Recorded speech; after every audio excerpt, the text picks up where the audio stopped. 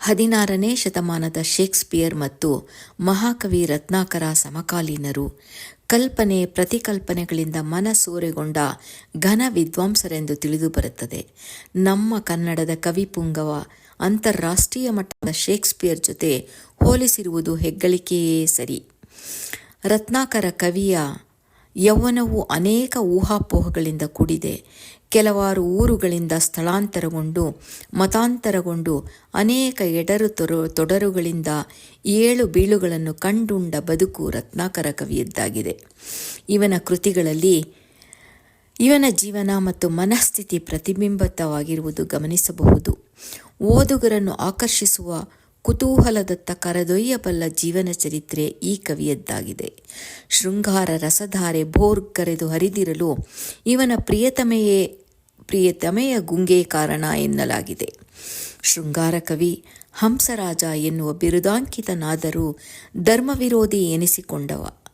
ಏನೇ ಇರಲಿ, ಹಂಸ ಕ್ಷೀರ ನ್ಯಾಯದಂತೆ ಅದೆಲ್ಲವನ್ನೂ ಪಕ್ಕಕ್ಕಿಟ್ಟು ಭರತೇಶ ವೈಭವ ರಚಿಸಿ ಜಗಮೆಚ್ಚಿದ ಅಪ್ರತಿಮ ಕವಿಯಾದದ್ದು ನಮಗೆ ಮುಖ್ಯ. ಸಾಗರದಂತಿರುವ ಈ ಗ್ರಂಥದಲ್ಲಿ ನನ್ನ ಬೊಗಸೆಯಷ್ಟು ವಿಷಯವನ್ನು ಹೆಕ್ಕಿ ನಿಮ್ಮ ಮುಂದೆ ಹಂಚಿಕೊಳ್ಳುತ್ತೇನೆ. ಕಾಲಚಕ್ರ ಉರುಳಿದರೂ ಕವಿ ನಮ್ಮ ಮನದಂಗಳಲ್ಲಿ ಮನೆ ಮಾಡಿರುವುದೇ ಮುಖ್ಯ. ಭರತೇಶ ವೈಭವವನ್ನು ಓದುವ, ಕೇಳುವ, ಅರ್ಥೈಸುವ, ಹಾಡುವ ಹುಚ್ಚನ್ನು ನಮಗೆ ಕೆಲವರು ಹಿಡಿಸಿದ್ದಾರೆ. ಇತ್ತೀಚೆಗೆ ಮುನಿರಾಜ್ ರೆಂಜಾಳರು ಮುಖ್ಯವಾಗಿ ನಮ್ಮ ಡಾಕ್ಟರ್ H.P. ಮೋಹನ್ ಕುಮಾರ್ ಅವರು ಎಂದು ನನ್ನ ಅನಿಸಿಕೆ.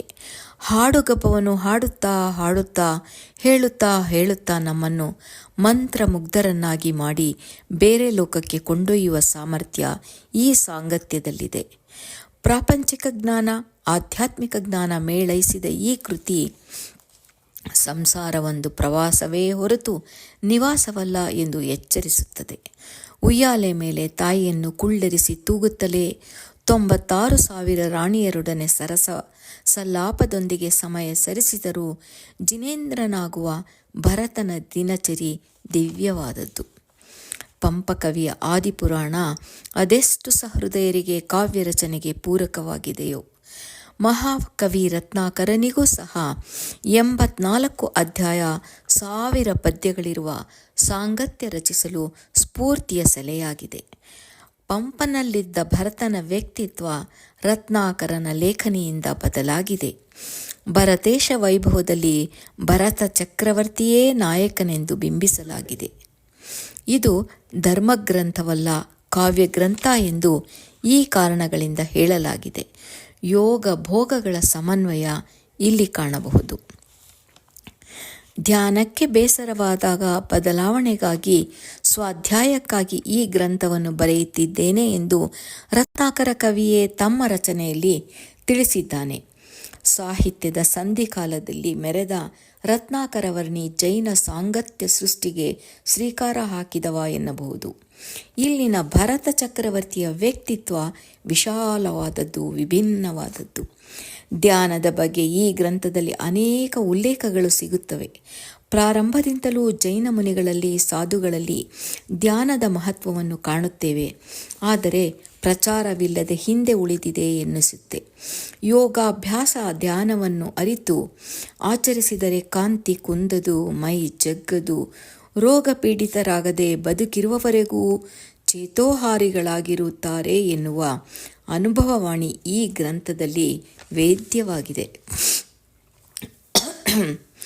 ಆರ್ತರೌದ್ರವೆಂಬ ಅಶುಭ ಧ್ಯಾನಗಳಿಂದ ದೂರವಾಗಿ ಧರ್ಮಧ್ಯಾನವೆಂಬ ಶುಭ ಧ್ಯಾನದತ್ತ ಸಾಗಿದರೆ ಇಹಪರಗಳಿಗೆ ಶ್ರೇಯಸ್ಸೆಂದು ತಿಳಿದು ಬರುತ್ತೆ. ಧ್ಯಾನದಿಂದ ಕರ್ಮದ ಬೇರುಗಳನ್ನು ಕಿತ್ತು ಹಾಕಿದ ಭರತೇಶ ತಪಸ್ಸಿನ ಇನ್ನೊಂದು ಮುಖವೇ ಧ್ಯಾನ ಎಂದು ತಿಳಿಸಿದ್ದಾನೆ. ಆತ್ಮನು ಪರಿಶುದ್ಧ, ಆದರೆ ಕರ್ಮದಿಂದ ಅಶುದ್ಧನಾಗುತ್ತಾನೆ ಎನ್ನುವುದು ನಿರ್ವಿವಾದ. ಧ್ಯಾನದಿಂದ ಕರ್ಮನಾಶವಾಗುತ್ತೆ ಎಂದು ಭರತನ ದಿನಚರಿಯಿಂದ ಅರಿಯಬಹುದಾಗಿದೆ. ಭರತ ಚಕ್ರವರ್ತಿಯ 96,000 ರಾಣಿಯರು ವಿವಿಧವಾದ ಅನೇಕ ರೀತಿಯ ವಿದ್ಯೆಗಳಲ್ಲಿ ಪಾರಂಗತರು. ಇವರೊಡನೆ ಇದ್ದರೂ ಇಡೀ ಸಾಮ್ರಾಜ್ಯದ ಒಡೆಯನಾದರೂ ಕಣ್ಮುಚ್ಚಿದೊಡನೆಯೇ ಧ್ಯಾನಾವಸ್ಥೆಗೆ ತಲುಪಿ ಜಿನನನ್ನು ದರ್ಶಿಸುವ ಭೇದ ವಿಜ್ಞಾನಿಯಾಗಿದ್ದಾನೆ. ಈತ ಸನ್ಯಾಸಿಯೂ ಹೌದು, ಸಂಸಾರಿಯೂ ಹೌದು. ಆತ್ಮ ಬೇರೆ ಶರೀರ ಬೇರೆ ಎಂದರಿತ ಮಹಾಜ್ಞಾನಿ ಆತ್ಮಶುದ್ಧನೂ ನಿತ್ಯನೂ ಸತ್ಯನೂ ಶಾಶ್ವತನೂ ಶಂಕೆ ಇಲ್ಲದ ಶಂಕರನು ಎಂದು ರತ್ನಾಕರ ಕವಿ ತಿಳಿಸಿದ್ದಾನೆ. ಭರತ ಚಕ್ರವರ್ತಿಯ ಸಾಂಸಾರಿಕ ದಿನಗಳಲ್ಲಿ ಒಂದು ವಿಶೇಷವನ್ನು ಅವಲೋಕಿಸೋಣ. ಭರತನ ಊಟವಾದ ನಂತರ ಎಲ್ಲ ರಾಣಿಯರು ಊಟ ಮಾಡುವುದು ವಾಡಿಕೆಯಂತೆ.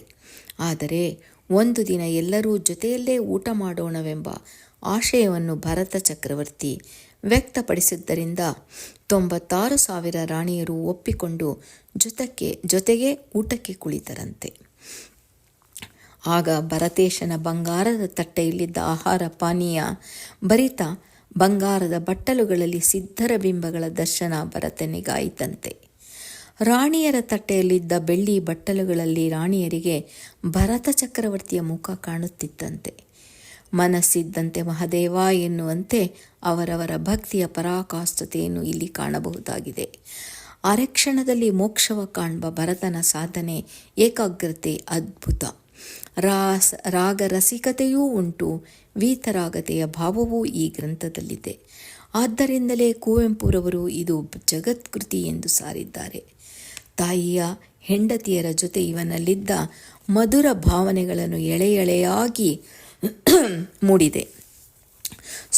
ಸಂಸಾರ ಸುಖದಲ್ಲಿ ತೇಲುತ್ತಿದ್ದರೂ ತನುವೆಂಬ ಮಂಟಪದಲ್ಲಿ ಮನವೆಂಬ ಸಿಂಹಾಸನ ಪೀಠದಲ್ಲಿ ನೆನಹನೆಲ್ಲವ ಬಿಟ್ಟು ಕಣ್ಮುಚ್ಚಿ ನೋಡುವಾಗ ಜಿನನಾಥ ಕಾಣ್ಬನವಗೆ ಎಂದು ಕವಿ ವಿವರಿಸಿದ್ದಾರೆ. ಇಲ್ಲಿ ನೆನಹನೆಲ್ಲವ ಬಿಟ್ಟು ಎನ್ನುವುದು ನಾವು ನೆನೆಸಿಕೊಳ್ಳಬೇಕು. ರತ್ನಾಕರ ಕವಿಯ ಕವಿತ್ವ, ಭರತೇಶನಲ್ಲಿದ್ದ ಭೇದ ವಿಜ್ಞಾನ, ಭರತೇಶ ವೈಭವ ಗ್ರಂಥದಲ್ಲಿನ ಸಮಗ್ರ ತಾತ್ಪರ್ಯ ಒಂದಕ್ಕಿಂತ ಒಂದು ಮಿಗಿಲೆನಿಸುತ್ತೆ.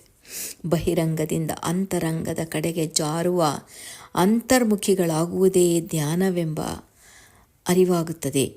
ಇದರಿಂದ ಇಚ್ಛೆಗಳು ಪೂರೈಕೆಯಾಗುತ್ತೆ, ಸತತ ಸಾಧನೆಯಿಂದ ಇಷ್ಟಾರ್ಥ ಸಿದ್ಧಿಸುತ್ತೆ ಎನ್ನುವುದು ನಿರ್ವಿವಾದ. ಇತ್ತೀಚೆಗೆ ಅನೇಕ ಸಂಘ ಸಂಸ್ಥೆಗಳು ಜಾತಿ ಭೇದವಿಲ್ಲದೆ ಧ್ಯಾನ ಹೇಳಿಕೊಡುತ್ತಾ ಲಕ್ಷಾಂತರ ಅನುಯಾಯಿಗಳನ್ನು ಇದರತ್ತ ಸೆಳೆದು ಸತ್ಸಂಗ, ಸಸ್ಯಾಹಾರ ಎನ್ನುತ್ತಾ ಜಗತ್ಪ್ರಸಿದ್ಧವಾಗುತ್ತಿದೆ.